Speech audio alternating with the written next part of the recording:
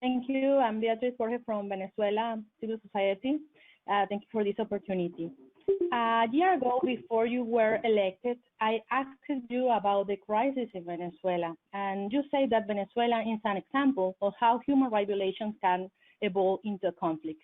You also spoke about the lack of agreement in the Security Council to face this crisis in Venezuela and the importance of the General Assembly to work closely with the Secretary General to respond to this crisis.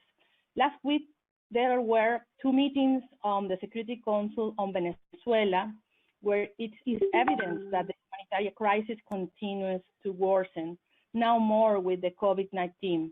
And as the Security Council remains divided and there is not concrete progress from Venezuela, Venezuelans await an urgent response. The action of this council means the difference between life and death in my country. What will be your actions about this difficult situation, and why Venezuela is not on the agenda in May and in other future events? Thank you. Yes, thank you very much. On Venezuela, yes, we had two meetings now just about Venezuela. On Venezuela, why is it not in May? Because it's not a mandated meeting for May, but I just got some hints that from the Secretariat that it might be coming up, because when you adopt the program of work, this is not the end of it.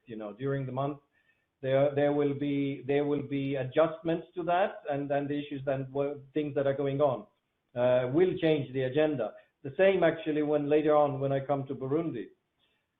With Venezuela, yes, we had a very serious discussion last week. The dividing lines in the council and the reasons. We talked about it a year ago, and we saw it again yesterday. One interesting thing what we can see at the moment actually, and it's not just Venezuela, it's a broader issue in many countries, is that there are some countries that are trying to use the COVID-19 in order to change the sanctions regimes, and to get rid of sanctions, blaming that the sanctions are the reason that medical assistance does not reach people and humanitarian aid is hampered. But this is clearly not true, because when you look at the sanctions that people are talking about, like the EU sanctions, for example, it is very well made clear that they are all very well targeted against perpetrators, against people who have been, and organizations that have been committing or violating international law. The other thing, what is really also important, is when we talk about the humanitarian crisis in Venezuela, it is clearly exacerbated by the events of today, of the COVID-19. But COVID-19 was not the root cause of the humanitarian disaster. The humanitarian disaster in Venezuela started a long time ago, and this is a very good example of bad governance.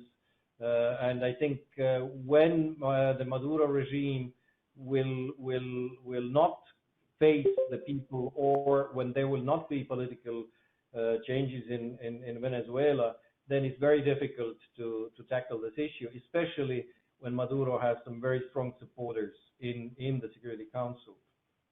Now, Mr. Ambassador, my question is about two fundamental topics, and about this whole coronavirus thing going on all around the world.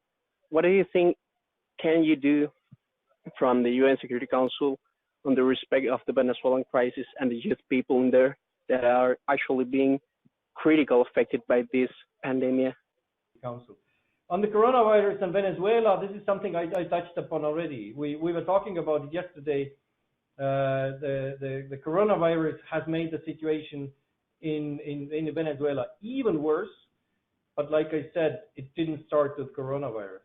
But unless the problems in Venezuela are solved, then I think no amount of humanitarian aid to Venezuela can really cure the situation.